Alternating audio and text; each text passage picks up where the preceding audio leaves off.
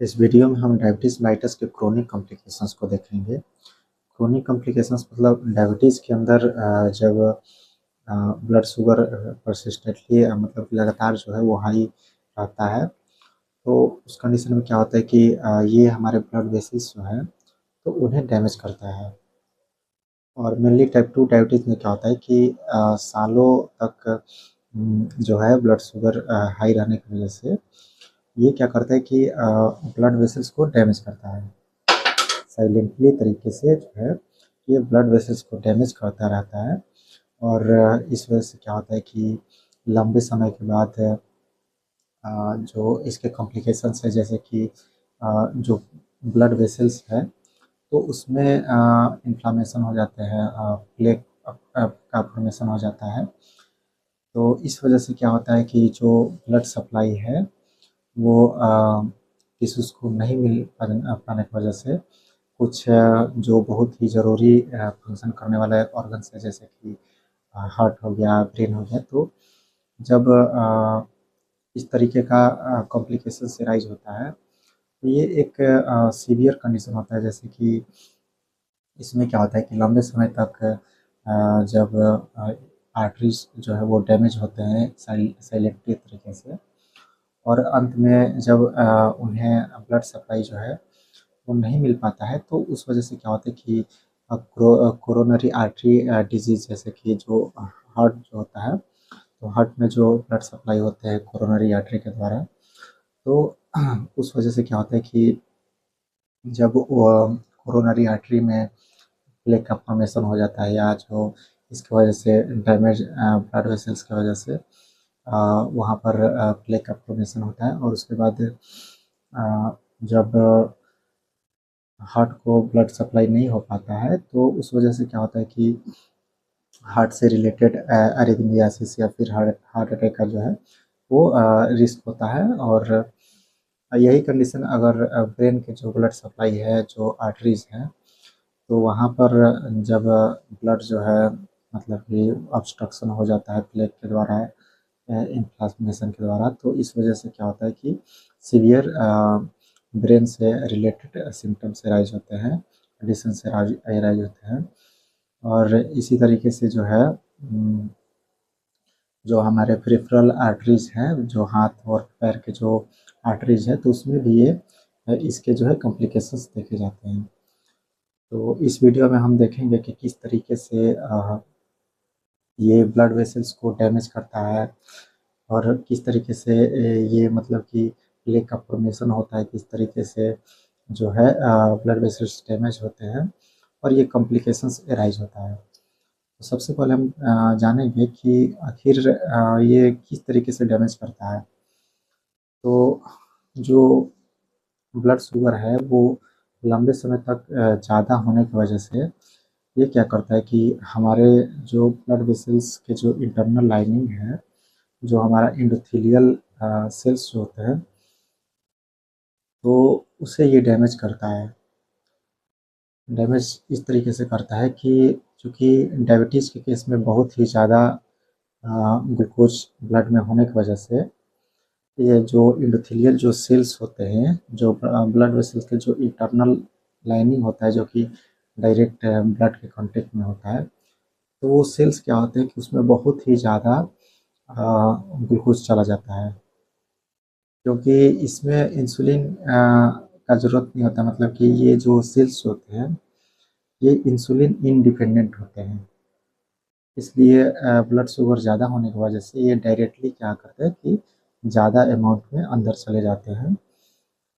और इनके जाने की वजह से क्या होता है कि जो सेल्स के अंदर जो स्ट्रक्चरल जो प्रोटीन्स हैं, जो कि सेल को एक शेप देने का काम करते हैं, मजबूती देते हैं और फंक्शन करते हैं, तो उनमें क्या करता है कि ये ग्लूकोज स्टिकी हो जाते हैं, चिपक जाते हैं, और चिपकने की वजह से क्या होता है कि वो डैमेज होता है, और उस डैमेज प्रोटीन को कहते हैं AGA, एडवांस ग्लाइकेटेड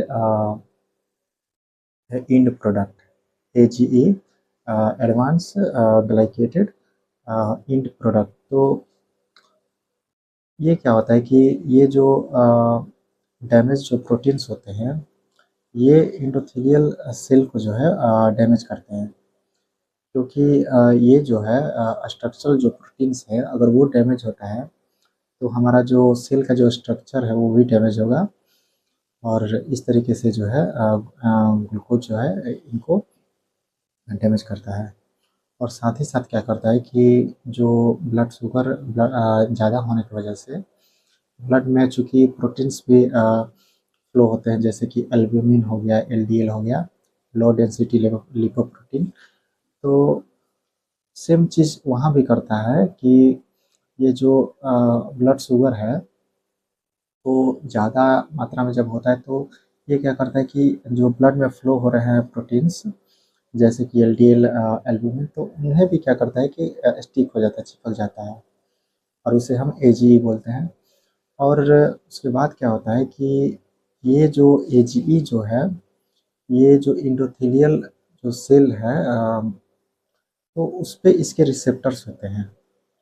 मतलब कि जो इंटरनल जो लाइनिंग है ब्लड वेसल्स का, जो फर्स्ट लाइनिंग है जिसके कांटेक्ट में ब्लड होता है, तो वो मतलब कि चूँकि ब्लड फ्लो हो रहा है और उसी में जो है एजी भी फ्लो हो रहा है, तो ये क्या करते हैं कि इसके रिसेप्टर होने की वजह से एंडोथेलियल सेल्स पे ये उससे बाइंड होते हैं, और इस रिसेप्टर का नाम होता है RAGA, receptor for advance glycated in product. तो जो RAGE जो रिसेप्टर है, तो इससे जब ये बाइंड होता है तो इसके बाद जो है जो इंडोथेलियल जो सेल होता है, तो उसके अंदर डेंजर सिग्नल जाता है। मतलब कि जो सेल है उससे सिग्नल जाता है कि मतलब कि डेंजर का जो सिग्नल जाता है, और उस वजह से क्या होते हैं कि इसके अंदर इन्फ्लामेटरी प्रोसेसेस शुरू होते हैं, जो कि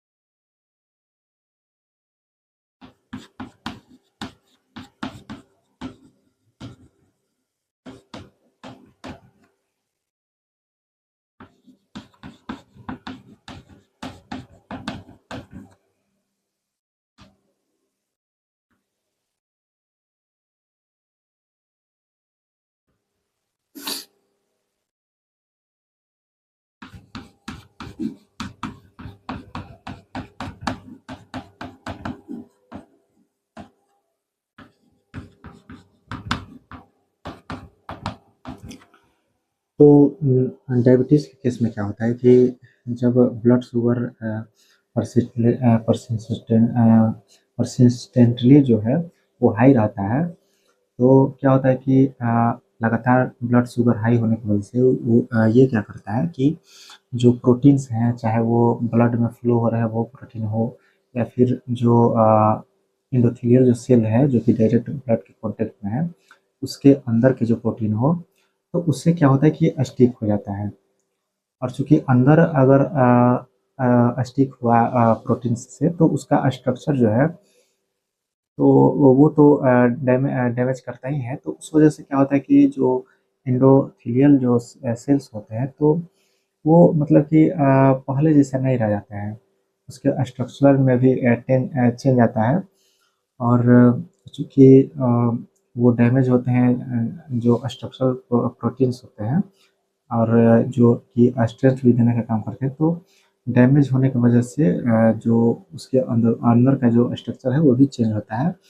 और अगर हम बात करें बाहर का, तो बाहर में जैसे कि ब्लड में जो फ्लो हो रहे हैं प्रोटीन्स, जैसे कि एल्ब्यूमिन हो गया, एलडीएल हो गया, तो उनसे भी ये सेम कंडीशन करता है कि स्टिक हो जाता है ग्लूकोज। और स्टिक होने के बाद क्या करता है कि इसे हम बोलते हैं AGE, advanced glycation end product. तो जब ये स्टिक होता है प्रोटीन से तो उन्हें डैमेज करता है, उसका जो फंक्शन, जो नॉर्मल फंक्शन है वो मतलब कि फंक्शनल नहीं रह जाता है, तो उसे बोलते हैं हम लोग AGE। और चूंकि AGE ब्लड में फ्लो हो रहा है, और जो हमारा इंडोथेलियल जो सेल्स है तो उस पे इसके रिसेप्टर्स होते हैं। जो AGE है तो उसके लिए रिसेप्टर्स होते हैं जिसे हम बोलते हैं RAGE, रिसेप्टर फॉर AGE। और जब ये बाइंड होता है इंडोथेलियल सेल से तो उसके बाद क्या होता है कि इंफ्लामेटरी एक्टिवेशन होता है। जो इन्फ्लामेशन होने के लिए जो एक्टिविटी होता है तो वो स्टार्ट हो जाता है। तो इससे मतलब कि इन्फ्लामेटरी एक्टिवेशन हो जाता है।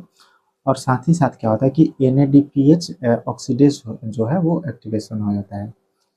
तो ये क्या है कि ये क्या करता है कि जो NADPH जो है ये एक एनर्जी मॉलिक्यूल होता है। और इस एनर्जी मॉलिक्यूल जो होते हैं, एनर्जी जो पार्टिकल्स होते हैं, तो उसका ये यूज करके और जो हार्मफुल पार्टिकल्स होते हैं ROS वो बनाता है। और ये जो हार्मफुल पार्टिकल्स ROS जो होते हैं वो इंडोथेलियल सेल को डैमेज करते हैं। उसके इंडोथेलियल का जो सेल मेम्ब्रेन है उसको डैमेज करते हैं। उसके अंदर जो माइटोकॉन्ड्रिया है उसको डैमेज करते हैं। जो मतलब इंटरनल जो भी स्ट्रक्चर्स है उसको डैमेज करते हैं। तो ये इसलिए इम्पोर्टेंट है कि इसको ये एक्टिवेट कर देता है। जब ये AGE जब अपने रिसेप्टर से बाइंड होता है इंडोथेलियल सेल पे, तो ये एक्टिवेट कर देता है NADPH ऑक्सीडेज को। और जब ये ऑक्सीडेज जो है ये एक्टिवेट होता है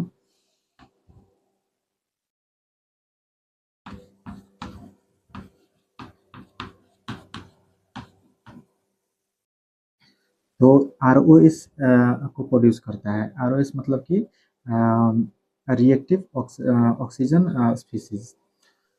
तो तो ये जो होता है ये मतलब कि डेंजर ऑक्सीजन से पार्टिकल होते हैं जो कि हार्मफुल होते हैं। जो सेल का जो मेम्ब्रेन है, जो सेल ऑर्गेनेल्स हैं, उसको ये मतलब कि डिस्ट्रॉय करता है। और इस वजह से क्या होता है कि इन्फ्लामेशन इससे भी होता है, क्योंकि डैमेज होगा तो इन्फ्लामेटरी जो प्रोसेसेस है वो तो होगा ही। तो इस वजह से क्या होता है कि इन्फ्लामेशन होता है, सेल जो होता है वो डैमेज होते हैं, इन्फ्लामेशन होता है। और प्लस में जो इंडोथेलियल जो सेल होता है तो उसके अंदर जो है नाइट्रिक ऑक्साइड का प्रोडक्शन होता है। जो नाइट्रिक ऑक्साइड है तो ये बहुत ही इम्पोर्टेंट होता है ब्लड वेसल्स के लिए, क्योंकि ये क्या करता है कि हमारा जो ब्लड वेसल्स का जो स्मूथनेस है, जो स्लिपरी जो क्वालिटी होता है, तो उसको बना बना के रखता है। और साथ ही साथ क्या करता है कि जो नाइट्रिक ऑक्साइड है वो जो प्लेटलेट का जो एक्टिवेशन होता है, प्लेटलेट्स का जो स्टिकीनेस होता है, ताकि वो सेल्स से स्टिक हो जाएं, वहाँ पर चिपक जाएं, जमा हो जाएं, तो उससे ये प्रिवेंट करता है। मतलब कि जो प्लेटलेट है तो उससे निगेटिव सिग्नल देता है कि यहाँ पर मतलब कि स्टिक ना होने के लिए। तो इस कंडीशन में क्या होता है कि जब ROS ज़्यादा प्रोडक्शन होता है तो ये जो नाइट्रिक ऑक्साइड है तो उसको कम कर देता है। और इस वजह से क्या होता है कि जो नाइट्रिक ऑक्साइड का जो फंक्शन था कि वो स्लिपरी और मतलब कि स्मूथ बना कर रखता था सेल के जो ब्लड वेसल्स को, तो वो नहीं रह जाता है। जो ब्लड वेसल्स है वो रफ हो जाता है, वो स्मूथ नहीं रह पाता है। और साथ ही साथ इसका जो एक और क्वालिटी था नाइट्रिक ऑक्साइड का कि वो क्या करता है कि एंटी जो प्लेटलेट का जो एक्टिवेशन का स्टिकनेस का जो मतलब कि एक निगेटिव सिग्नल देता था ताकि वो स्टिक ना हो। तो जब ये डिक्रीज होता है इस कंडीशन में, तो जो प्लेटलेट है वो ज़्यादा जो है चिपकते हैं, ज़्यादा वहाँ पर आते हैं सेल्स के पास। और साथ ही साथ नाइट्रिक ऑक्साइड का एक और ही बहुत ही मतलब कि इम्पोर्टेंट क्वालिटी होता है, इसका फंक्शन होता है कि ये एंटी इन्फ्लामेटरी मतलब कि इसके गुण होते हैं, ये इन्फ्लामेशन को रोकता है। और जब नाइट्रिक ऑक्साइड कम होंगे तो इन्फ्लामेटरी जो जो डब्ल्यूबीसीज हैं वो ज़्यादा अट्रैक्ट होंगे, ज़्यादा स्टिक होंगे, उस जगह पे आएंगे। और इस वजह से क्या होता है कि ये जो सेल्स होते हैं जहाँ पर ये सारे प्रोसेस होते हैं, तो वहाँ पर इन्फ्लामेशन होता है, क्योंकि जो सरफेस था वो भी स्मूथ नहीं रहा, मतलब कि रफ हो गया। प्लस में जो एंटी प्लेटलेट जो प्लेटलेट का जो निगेटिव सिग्नल था वो भी नहीं रहा, तो प्लेटलेट भी आ जाते हैं। और जो इन्फ्लामेटरी का जो मतलब कि इन्फ्लेमेशन नहीं होने देने का जो इसका गुण था, तो वो भी नहीं रहा, तो इसलिए वहाँ पर डब्ल्यूबीसीएस भी आ जाते हैं और प्लेटलेट भी आ जाते हैं, और इस तरीके से वहाँ पर इन्फ्लेमेशन कॉज करते हैं। तो इस तरीके से जो है जो एजीई जो है वो जब आर ए जी अपने रिसेप्टर से बाइंड होता है, तो इस तरीके से जो है वो सेल जो होते हैं वो इन्फ्लामेशन होता है, उसमें नाइट्रिक ऑक्साइड का जो है कमी हो जाता है। जो जो आरओएस है वो ज़्यादा बनते हैं, सेल को डैमेज करते हैं। और इन सारे फैक्ट्स की वजह से क्या होता है कि जो इनोथेलियल सेल है वो डैमेज हो जाता है। तो हमने देखा कि किस तरीके से जब NADPH ऑक्सीडेज एक्टिवेट हुआ, तो उस वजह से क्या होता है कि आरओएस जो होते हैं वो ज़्यादा प्रोड्यूस होता है।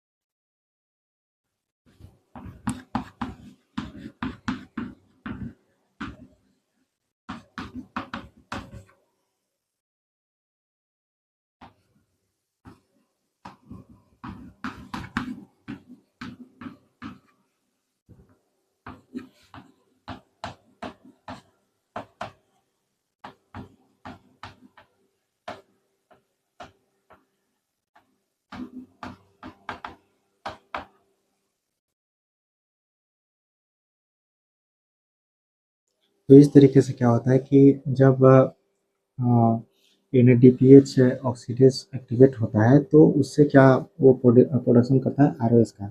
और जब आरओएस जो होता है ये मतलब कि खतरनाक इसे बोल सकते हैं हम, ये मतलब कि हार्मफुल पार्टिकल्स होते हैं। और ये क्या करते हैं कि जो सेल है उसको डैमेज करते हैं, जो एंडोथेलियल जो सेल है,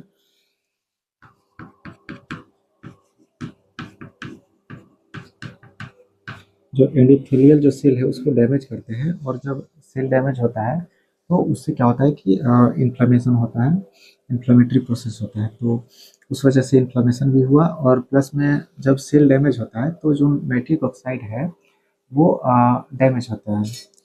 और जब नाइट्रिक ऑक्साइड डैमेज होते हैं तो उस वजह से क्या होता है कि जो प्लेटलेट है उस जगह पे आकर के ज़्यादा स्टिक होते हैं, जमा होते हैं। और उसके साथ क्या होता है कि इन्फ्लामेशन भी होता है, क्योंकि WBC भी उस जगह पे आते हैं। और साथ ही साथ क्या होता है कि जो स्मूथनेस था, नाइट्रिक ऑक्साइड क्या करता है कि जो ब्लड का जो इंटरनल सरफेस है, जो एंडोथेलियम है, उसके ग्लास की तरह एकदम स्लिपरी, एकदम स्मूथ बना के रखता है नॉर्मल केसेस में। पर इस कंडीशन में जब नाइट्रिक ऑक्साइड मतलब कि कम हो जाता है, तो उस वजह से जो स्मूथनेस था वो भी जो है वो कम हो जाता है, मतलब कि और जो सरफेस होता है वो रफ हो जाता है, श्रिंक हो जाता है। और साथ ही साथ जो नाइट्रिक ऑक्साइड का एक और क्वालिटी होता है कि ये क्या करता है कि जो ब्लड वेसल्स है, जो एंडोथेलियम है, तो उसे मतलब कि डायलेशन में इसका रोल होता है। जो ब्लड वेसल्स का डायलेशन है उसमें इसका रोल होता है, क्योंकि नाइट्रिक ऑक्साइड जो है वो रिलैक्स कर देता है, ताकि जो हमारा जो ब्लड वॉल्यूम है अच्छे से फ्लो हो सके, और जो ब्लड प्रेशर है वो ज़्यादा ना हो। क्योंकि अगर मान लीजिए कि बहुत ज़्यादा अगर वॉल्यूम में ब्लड आ रहा है, और अगर ब्लड वेसल्स अगर डायलेट नहीं हुआ, तो जो हमारे ब्लड वेसल्स पे जो प्रेशर है वो ज़्यादा होगा। और इस कंडीशन में क्या होता है कि नाइट्रिक ऑक्साइड जब रिलीज होता है एंडोथेलियल सेल्स के द्वारा, तो ये क्या होते हैं कि जो ब्लड वेसल्स होता है वो डायलेट हो जाता है, और प्रेशर भी कम पड़ता है इस पे, और जो है ब्लड अच्छे से फ्लो होता है। तो इस तरीके से जो है ग्लूकोज ज़्यादा होने की वजह से, उसके स्टिक होने से क्या होता है कि हमारा जो एंडोथेलियल जो सेल होता है वो डैमेज होता है। और इस तरीके से क्या होता है कि नाइट्रिक ऑक्साइड भी जो है ये भी कम हो जाता है। जो एंडोथेलियल सेल के अंदर जो ROS जो होते हैं वो ज़्यादा हो जाते हैं। इससे क्या करते हैं कि जो एंडोथेलियल सेल्स का इंटरनल स्ट्रक्चर्स, उसका मेम्ब्रेन है, वो डैमेज होता है। और जब इसके वजह से, डैमेज होने की वजह से, और ROS जो है वो डैमेज करते हैं, तो इन्फ्लामेशन भी होता है। और साथ ही साथ इसमें क्या होता है कि नाइट्रिक ऑक्साइड जब कम होता है डैमेज होने की वजह से, तो उसमें क्या होता है कि जो इन्फ्लामेशन है वो ज़्यादा होता है। मतलब कि जो नाइट्रिक ऑक्साइड का जो फंक्शन था, तो वो इन्फ्लामेशन को भी रोकता था, प्लेटलेट के स्टिकनेस को भी रोकता था, और साथ ही साथ अ, जो उसका सरफेस है, ब्लड वेसल्स का जो सरफेस है, एंडोथेलियम है, उसे स्मूथ और स्टिकी बना के रखता था। तो ये सारे डिस्टर्ब हो जाते हैं, और इस वजह से वहाँ पर WBCs भी आते हैं, प्लेटलेट भी आते हैं, और वहाँ इन्फ्लामेशन होता है। और साथ ही साथ जो सरफेस है वो स्मूथ नहीं रह जाता है, वो रफ हो जाता है। तो इस तरीके से जो ब्लड शुगर है वो डैमेज करता है एंडोथेलियल सेल को, ब्लड वेसल्स को, उसकी लाइनिंग को। नॉर्मल केसेस में जब हेल्दी जो ब्लड सेल्स होते हैं, तो वो जो होते हैं एक दूसरे से टाइटली पैक्ड होते हैं, मतलब कि उनके बीच में जो है वो ज़्यादा गैप नहीं होता है, और इस वजह से वो सेमी परमिएबल होते हैं। और उससे जो सेलेक्टिव जो सब्सटेंसेस है वही पार करते हैं उनको। और मतलब कि अनयूजुअल तरीके से, मतलब कोई भी सब्सटेंस पार नहीं करता है। पर डायबिटीज़ के केस में क्या होता है कि जब ये एंडोथेलियल सेल्स डैमेज होते हैं, तो उनके बीच में जो है वो गैप हो जाता है, ये टाइटली पैक नहीं रह पाते हैं, इनका जो है बीच में गैप हो जाते हैं, ये लीकी हो जाते हैं। और इस वजह से क्या होता है कि ब्लड में जो LDLs जो फ्लो होते हैं, वो क्या करते हैं कि इस लीक के थ्रू, इस ब्लॉकेज के थ्रू क्या होता है कि, सॉरी, ब्लॉकेज नहीं, लीक के थ्रू क्या होता है कि आ जाते हैं, और ये आ जाते हैं इंटीमा में, जो इंडोथेलियल के बाद जो इंटीमा है उसमें आ जाते हैं। और वहाँ पे आने के बाद क्या होता है कि चूँकि ये जो इंडोथेलियल डैमेज्ड इंडोथेलियम है, जिसकी वजह से जो है एक गैप बना, तो इसमें जो ROS जो हार्मफुल जो पार्टिकल्स थे, तो उनका प्रोडक्शन बहुत ज़्यादा हुआ था। तो उस वजह से क्या होता है कि इस एरिया में जब ये LDLs जब आते हैं, तो जो ROS जो है पार्टिकल, जो हार्मफुल पार्टिकल्स जो हैं, इनको क्या करते हैं कि ऑक्सीडाइज कर देते हैं, इनको जो है डैमेज करते हैं, और ये ऑक्सीडेशन इनका हो जाता है, ऑक्सीडाइज हो जाते हैं। और जब इन पार्टिकल्स के द्वारा इनका ऑक्सीडेशन होता है एल्डिल्स का। तो ये क्या करते हैं कि जो हमारा बॉडी होता है, तो हमारा बॉडी इनको फॉरेन सब्सटेंसेस की तरह ट्रीट करता है। मतलब कि उन्हें लगता है कि ये फॉरेन बॉडी है, और उस वजह से क्या होता है कि ये इन्फ्लामेटरी प्रोसेस स्टार्ट कर देते हैं। और जो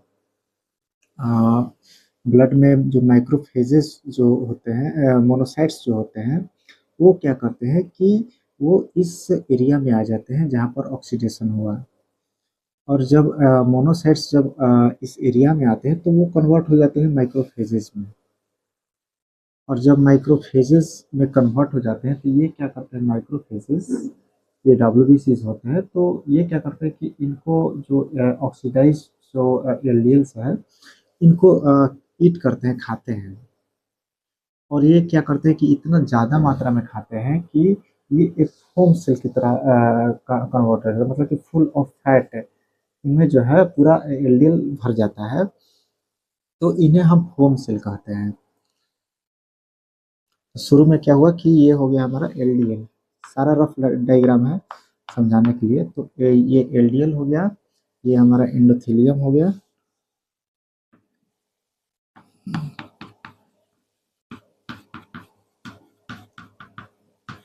एंडोथेलियल सेल्स, और ये इंटीमा हो गया, इंटीमा, और ये मोनोसाइट,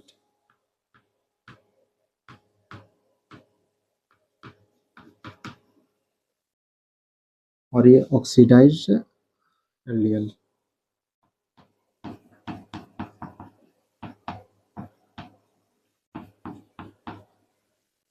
तो क्या हुआ कि जब ये एलडीएल्स इंटीमा में आए और वहाँ पर जब इनका ऑक्सीडेशन हुआ, ये ऑक्सीडाइज हो गए, तो मोनोसाइट्स जो है यहाँ पर आते हैं और मैक्रोफेजेस में कन्वर्ट हो जाते हैं।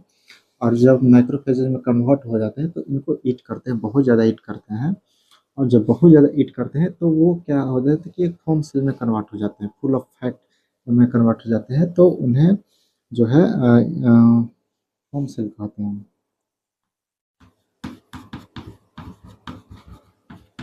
Foam cell. और ये क्या करते हैं कि जो फोम सेल होते हैं, तो ये एक फैटी स्ट्रिक बनाते हैं। फैटी स्ट्रिक मतलब कि वो एक लाइनिंग की तरह इंटीमा और जो इंडोथेलियल जो सेल है, जो इंडोथेलियल लेयर जो इंटीमा है, तो इनके बीच में एक लाइनिंग की तरह फैटी स्ट्रिक बनाते हैं। तो इन्हें हम क्या कहेंगे, फैटी स्ट्रिक। इन जो अरेंजमेंट है तो इन्हें हम कहेंगे फैटी स्ट्रिक।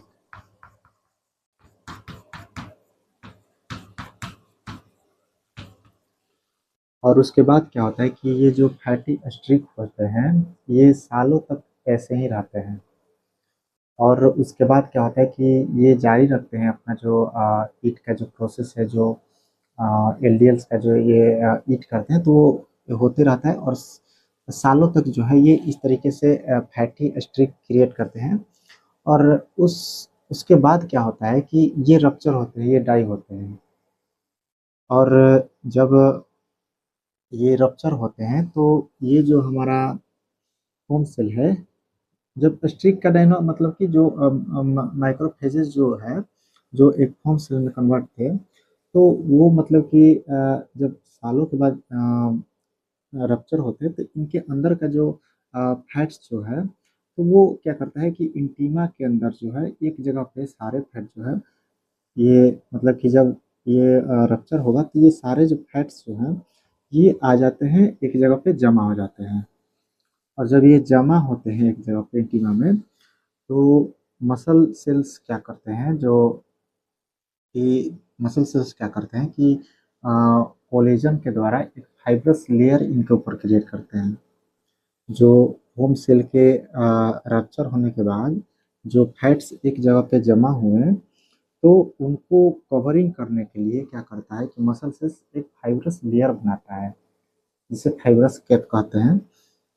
तो इन फैट्स के ऊपर जो है ये एक लेयर बन जाता है, एक कवरिंग बन जाता है।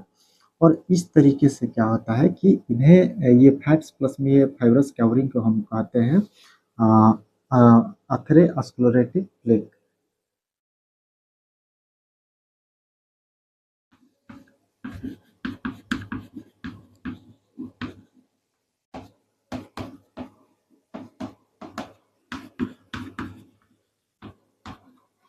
तो इस डिजाइन, इस स्ट्रक्चर को हम कहते हैं अथेरोस्क्लेरोटिक साइट, मतलब कि full of fats and covering of fibrous layer. तो इसे हम कहते हैं अथेरोस्क्लेरोटिक प्लेक। और ये क्या करता है कि ये जो हमारा ब्लड वेसल्स है इसको नैरो कर देता है, क्योंकि ये जो इसका एक जगह पे फैट्स का एक्यूमुलेशन प्लस में ऊपर इसका जो कवरिंग है फाइब्रस के द्वारा, तो इस वजह से क्या होता है कि जो ब्लड वेसल्स है इसको दबाता है, इसको मतलब कि नैरो कर देता है। और इस वजह से जो पहले ब्लड सप्लाई होता था ऑर्गन्स को इस तरीके से, तो जितना अमाउंट में जाता था तो अब उतना नहीं जा पाता है। तो इस तरीके से क्या हुआ कि जो ब्लड सप्लाई है वो कम हो जाता है। तो मेनली जो है यहीं से क्रिएट होता है कॉम्प्लिकेशंस का प्रोसेस, क्योंकि जब एथेरोस्क्लेरोटिक प्लेक बनता है तो जो ब्लड सप्लाई है वो कम हो जाता है, और जो ब्लड वेसल्स है वो नैरो हो जाते हैं। और इसके बाद जो होता है, जैसे कि हमने बात किया कि CAT, coronary artery disease, severe cerebral vascular accident, या फिर पेरिफेरल आर्टरी डिजीज, तो ये सारे जो हैं इसी प्लेग की वजह से होते हैं, क्योंकि ये क्या करता है कि जो ब्लड वेसल्स है इसको नैरो कर देता है, जो ब्लड सप्लाई है वो कम हो जाता है।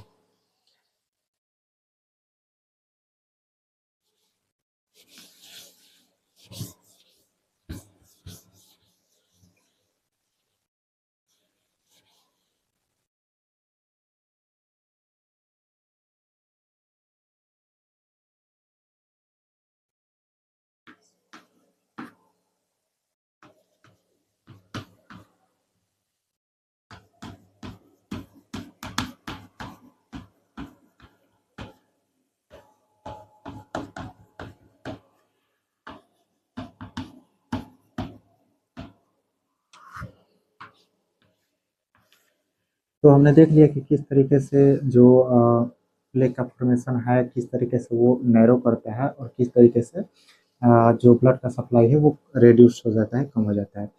तो देख लेते हैं कि ये किस तरीके से जो है ये कॉम्प्लिकेशंस क्रिएट करता है, जैसे कि सेरिब्रोवास्कुलर एक्सीडेंट हो गया, कोरोनरी आर्टरी डिजीज हो गया, या फिर पेरिफेरल आर्टरी डिजीज हो गया। मतलब कि जो हमारे पेरीफेरी में जो आर्टरीज है, चाहे वो हाथ के हो चाहे पैर के हो, ये पेरिफेरल आर्टरीज होते हैं। तो इसमें भी क्या करता है कि इस प्लेग के फॉर्मेशन की वजह से जो है कॉम्प्लिकेशंस क्रिएट होता है।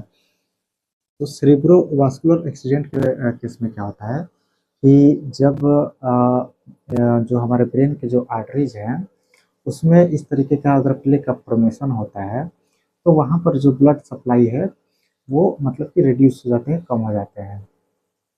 और अगर ये जो है जो ब्लड सब जो प्लेग का जो फॉर्मेशन हुआ, अगर ये रप्चर हो जाता है, तो ये जो ब्लड का जो सप्लाई है ये और भी ज़्यादा डेंजरस हो जाता है, क्योंकि रप्चर होने के बाद उस जगह पे क्या होता है कि क्लॉट का फॉर्मेशन होता है।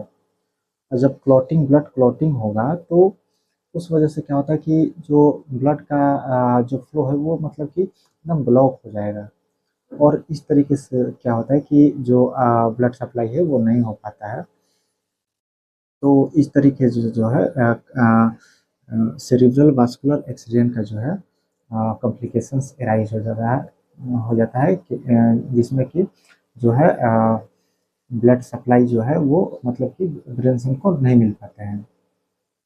तो इस कंडीशन में क्या होता है कि ड्यू टू प्लेग का फॉर्मेशन जो ब्लड सप्लाई है वो मतलब कि ऑब्स्ट्रक्शन उसमें हो जाता है, तो इससे सेरिब्रल वास्कुलर एक्सीडेंट का केस अराइज होता है।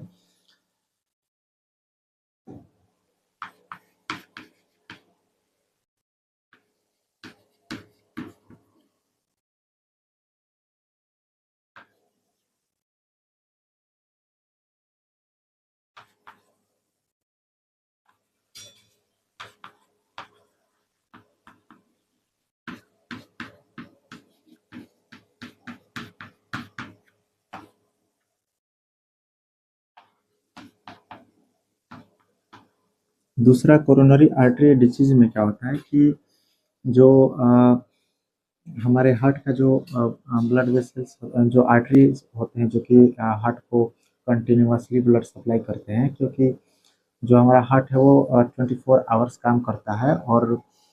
और इस वजह से क्या होता है कि ये जो आर्टरीज है ये मेन रोल प्ले करते हैं इनको ब्लड सप्लाई के लिए, क्योंकि हार्ट को भी फंक्शन करने के लिए कंटिन्यूअसली ब्लड सप्लाई चाहिए होता है। तो जो ब्रेन के जो कोरोनरी आर्टरी है, ब्रेन का सॉरी, जो हार्ट का जो कोरोनरी आर्टरी है, तो उसमें अगर इस तरीके का प्लेक का फॉर्मेशन होता है तो उसमें भी सेम प्रोसेस होता है कि जो ब्लड का सप्लाई है वो इसके जो हार्ट के जो मसल्स होते हैं, जो हार्ट के जो टिश्यूज होते हैं उसको नहीं मिल पाता है। और इस वजह से क्या होता है कि कोरोनरी आर्टरी डिजीज जो है वो अराइज होता है, जिसमें कि हार्ट अटैक का चांसेस होता है, जो एंजाइना होता है, चेस्ट पेन, तो वो होता है। और साथ ही साथ है जो पेरिफेरल आर्टरी जो है, तो इसमें जो हाथ पैर के जो आर्टरीज है तो उसमें भी इस तरीके का प्लेकअप फॉर्मेशन होता है। और ये जो पेरिफेरल आर्टरी डिजीज में जो मेनली जो है वो फीट में देखे जाते हैं, पैर में देखे जाते हैं कि जो प्लेक का जब फॉर्मेशन होता है तो उस वजह से क्या होता है कि जो ब्लड ब्लड सप्लाई नहीं हो पाता है, तो उसके कई सारे इफेक्ट देखे जाते हैं, जैसे कि पैर का जो है ठंडा पड़ जाना, या फिर जो टिश्यूज जो सेल्स को जब ब्लड सप्लाई ऑक्सीजन और न्यूट्रिएंट्स नहीं मिल रहे हैं तो उस वजह से क्या होता है कि सेल्स डाई करने लगते हैं। और इस तरीके से अगर टिश्यू डाई होता है तो उन्हें हम गैंग्रीन कहते हैं। तो इस तरीके से ब्लड के सप्लाई के कम होने की वजह से न्यूट्रिएंट और ऑक्सीजन के सप्लाई कम होता है, तो टिश्यूज जब डेड करते हैं तो उन्हें हम जो है गैंग्रीन कहते हैं। तो ये सीवियर कंडीशन में होता है कि जब बहुत ही ज़्यादा सीवियरिटी, मतलब कि जो ब्लड का सप्लाई है वो बहुत ही जब कम हो जाता है तो ये चीज़ देखने को मिलता है। और साथ ही साथ ब्लड के सप्लाई को रिड्यूस होने की वजह से क्या होता है कि जो पैर में जो कोई अगर इंजरी होता है तो उसमें जो हीलिंग का जो प्रोसेस है वो बहुत ही स्लो हो जाता है, क्योंकि डायबिटीज़ के केस में जो क्या होता है कि जो हीलिंग प्रोसेस वैसे ही स्लो होता है, ऊपर से जो ब्लड सप्लाई कम है, तो क्योंकि हीलिंग का जो प्रोसेस है वो ब्लड के थ्रू होता है, जितने भी इन्फ्लेमेटरी प्रोसेसेस होते हैं उसमें जितने मटेरियल्स इन्वॉल्व होते हैं तो सारे के सारे जो है वो ब्लड वेसल्स के थ्रू आते हैं। और चूँकि ब्लड ही इसमें कम फ्लो हो रहा है तो इस वजह से क्या होता है कि उसमें जो फिट में देखे जाते हैं कि जो इंजरीज जो कोई अगर डैमेज होता है तो उसका हीलिंग जो है वो बहुत ही लेट से होता है। तो इस तरीके से जो है ये कॉम्प्लिकेशंस अराइज होते हैं।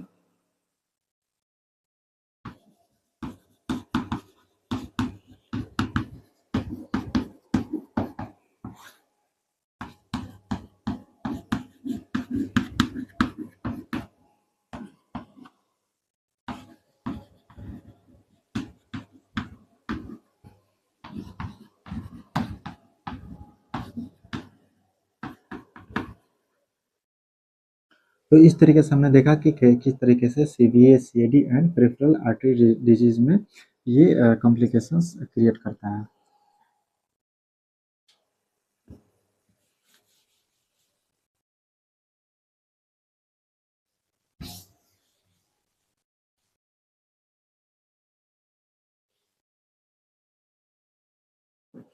अब हम देख लेते हैं कि हाइपरटेंशन।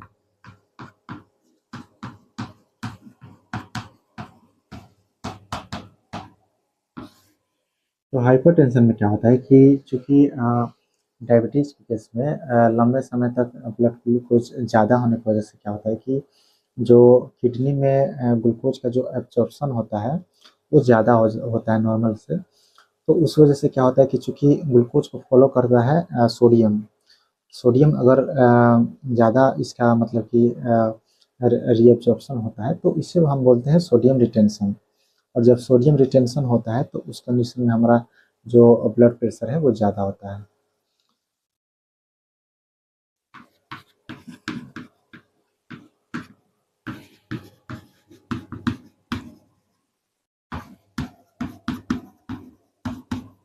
और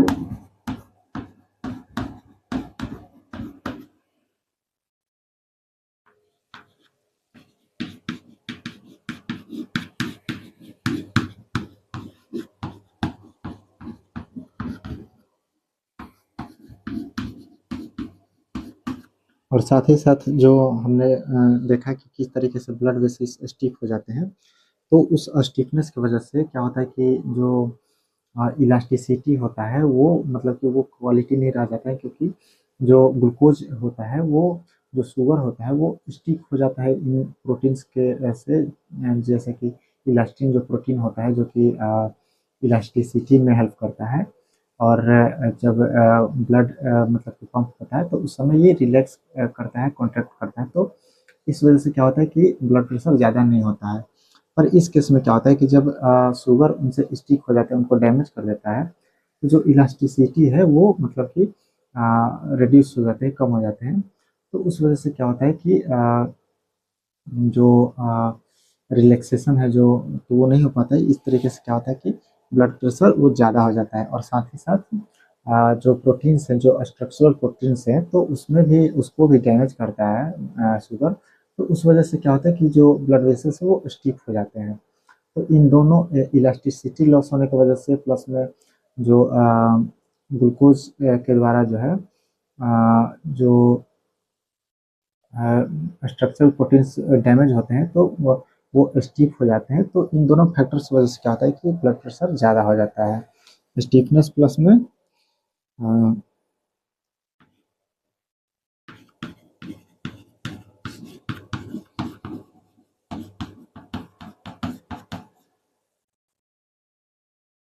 और साथ ही साथ जो नाइट्रिक ऑक्साइड था वो रिड्यूस हो जाता है।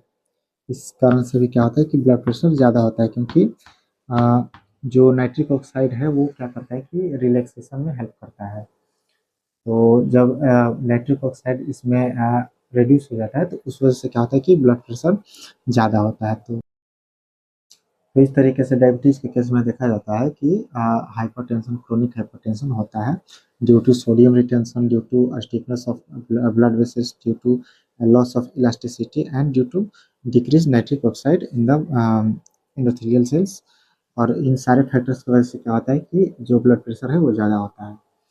तो इस वीडियो में हमने देख लिया कि किस तरीके से जो है माइक्रो वास्कुलर कॉम्प्लिकेशन से राइज होते हैं due to damaging of blood vessels by glucose. तो इस तरीके से जो है नेक्स्ट वीडियो में हम देखेंगे कि किस तरीके से माइक्रो वास्कुलर कॉम्प्लिकेशंस होते हैं।